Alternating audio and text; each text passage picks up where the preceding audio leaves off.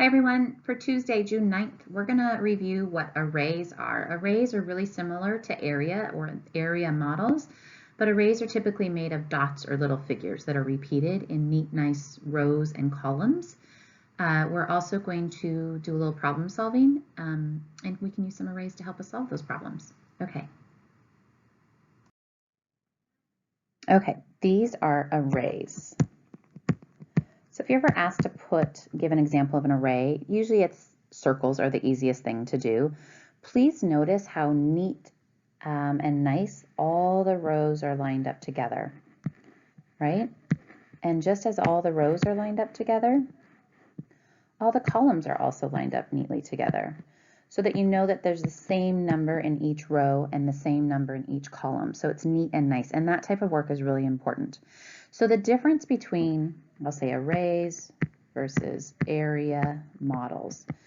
Just like yesterday we were finding area, we're counting squares. So when you think of an area model, think of something that is being used to show the number of square units. So that's like when we get out the tiles at school and we make an area model, so we know the number going down and the number going across. Very similar, but you notice that? I hope you notice the difference. Okay, so for this first array, number 1 over here, we have 1, 2, 3, 4 dots going down. So that means we have 4 rows, and we have 6 columns. So they already filled the 6 in for us, but this is an array that's a 4 by 6.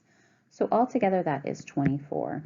Some of you might be going, oh, if I think about this as right there, a 2 by 6 and a 2 by 6 is 12, so there's 12 up here, there's 12 down there, together that's 24.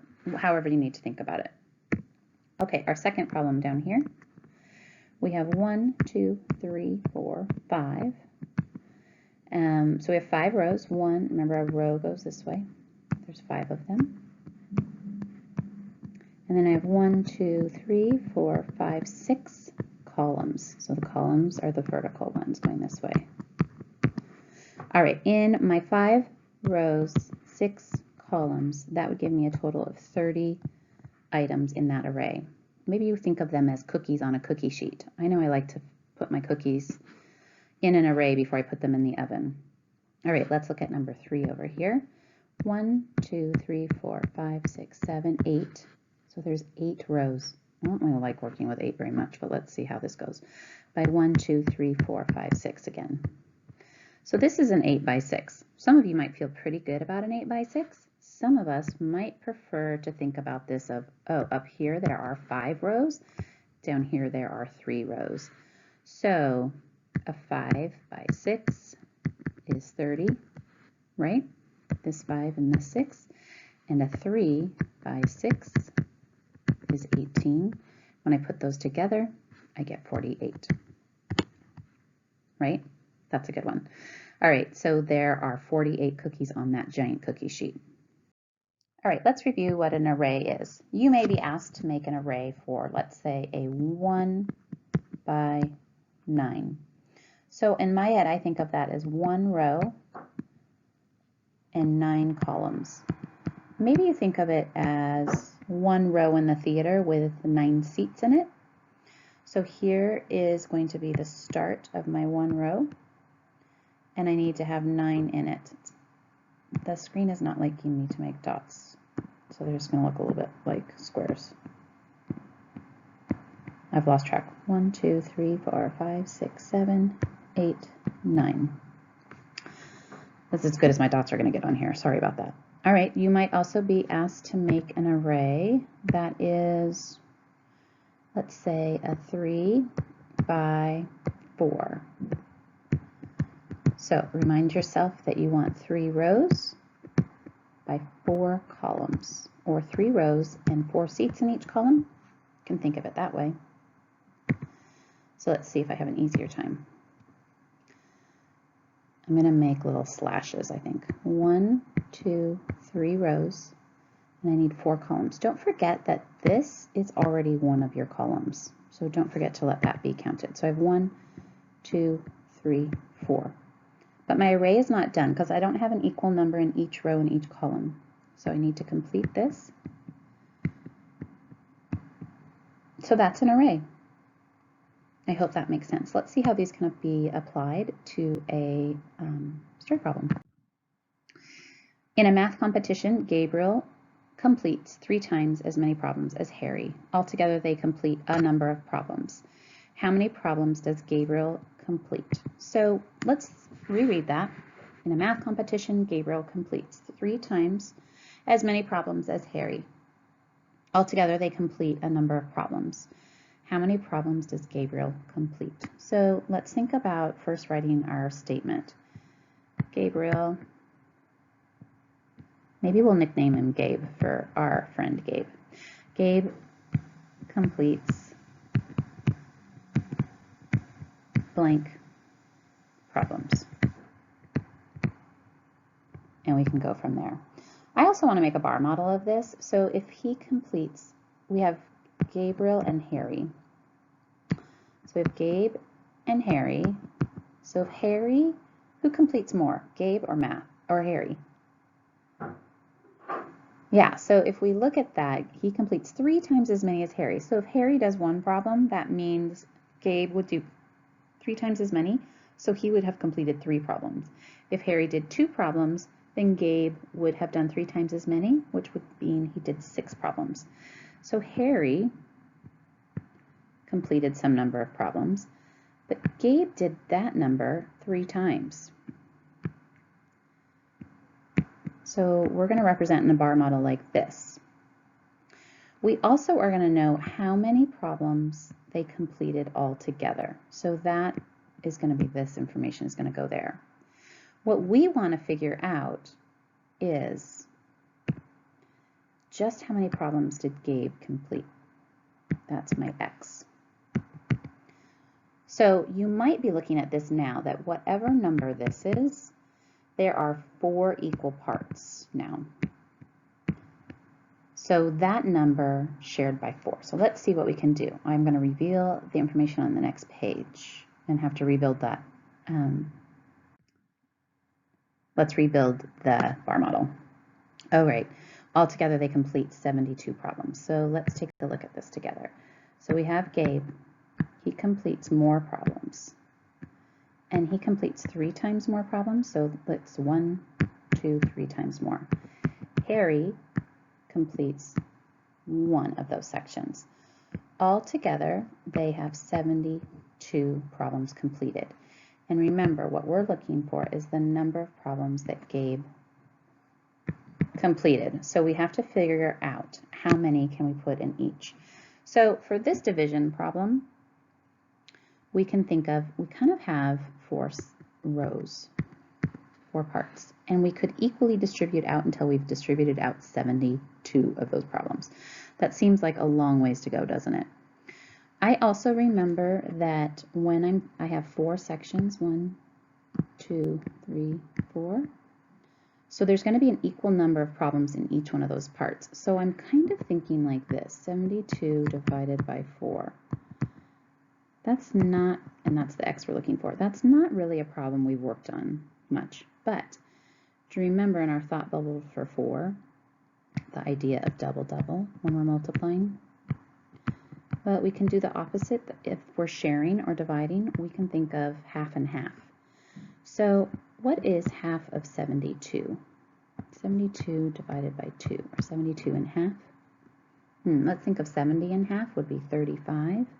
So it would be 36.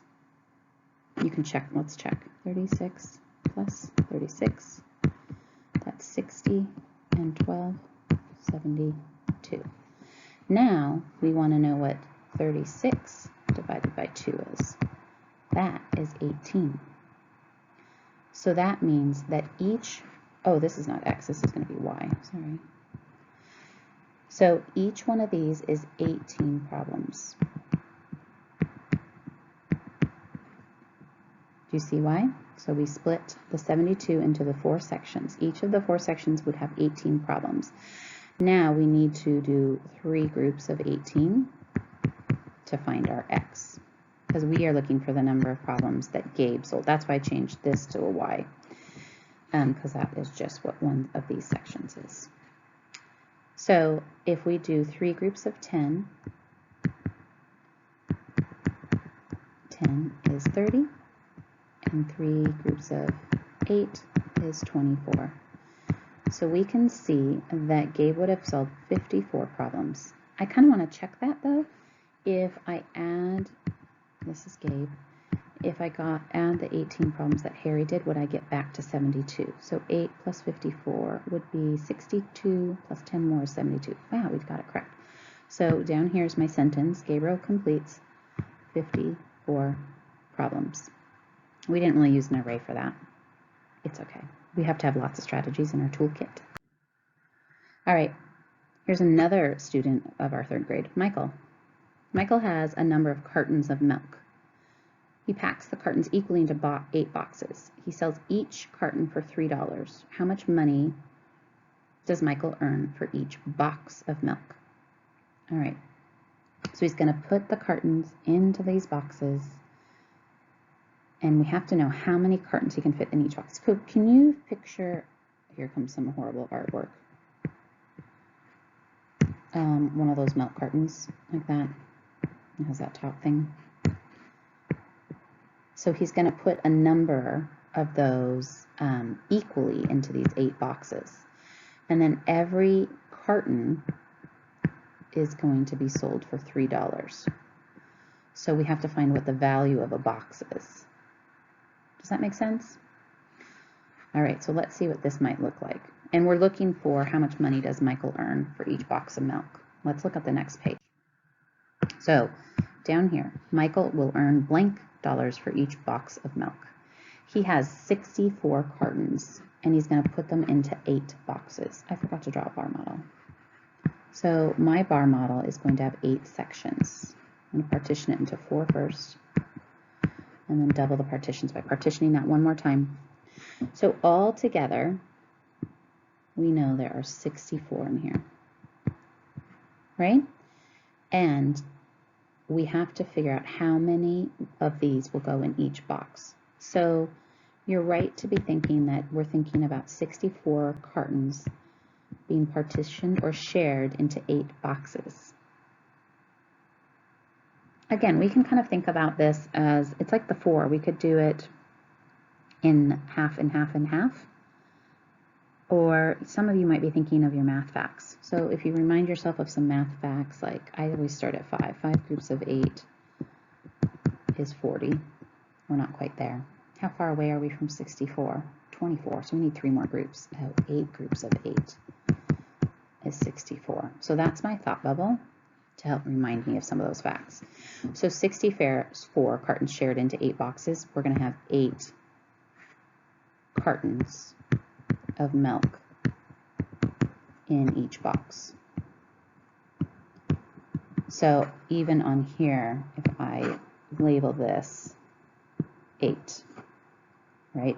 Because there's going to be 8, 8, 8, like this. I'm not going to fill it all the way in, dot, dot, dot, dot. So now we know that there's 8 cartons in each box. Each one of those cartons sells for $3. So if I have 8 cartons per box,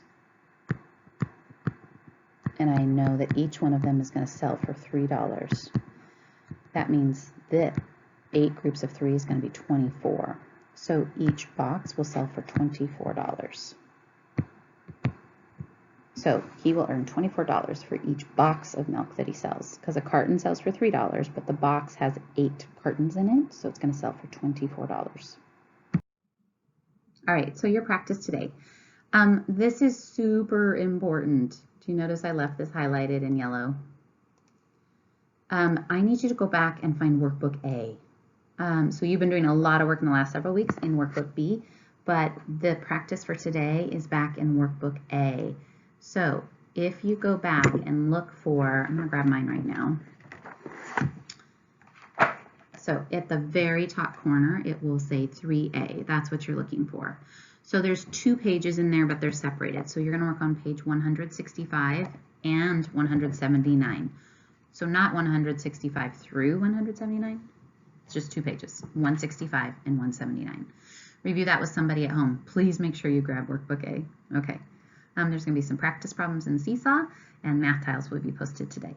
Remember, if you get stuck on a page, you need a hint, go ahead and just make a comment in your draft, and I'll go in and help you with a little hint to get you going. Don't submit them until you're done with all the pages. All right, come back on Wednesday.